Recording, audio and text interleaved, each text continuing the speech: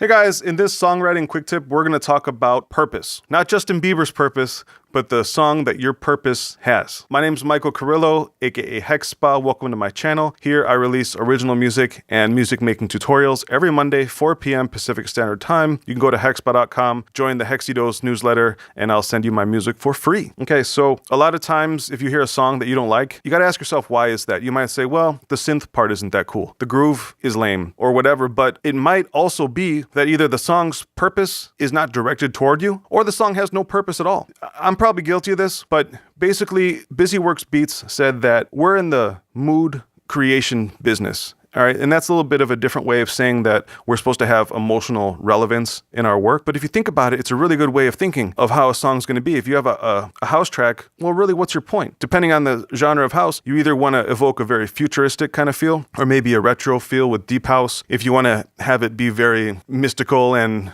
enigmatic, maybe you put like a female voice or some kind of exotic instrument, okay? But you're trying to evoke feelings and create moods. Back when I used to bring women over to my apartment, I always used to just play the same music. Why? It set the mood. It delivered the effect that I wanted. So think about that. Not only when you're writing lyrics, as Pat Pattison will talk about in his Writing Better Lyrics book, which I have like well used right here, but also for your composition. Make sure that your track and your melody and lyrics are telling the same story. The worst case scenario is that neither is telling any story. It's slightly less bad to have one saying one thing and your beat to say something else inadvertently. It might be cool if you're talking about love in your lyrics, but then your groove is all disjointed. Then that can create a certain sort of desired imbalance. But by and large, I think you want to start with having both telling the same kind of thing. You know, you don't want a country song talking about killing bunnies with like a death metal groove kind of below it. It's going to be strange, which most people know this, but it's definitely worth saying that when you write with a purpose, write with an end in mind. It's kind of like the why, but ultimately you just want someone to feel something. It just makes everything so much easier. So if this was helpful, again, go to hexspa.com,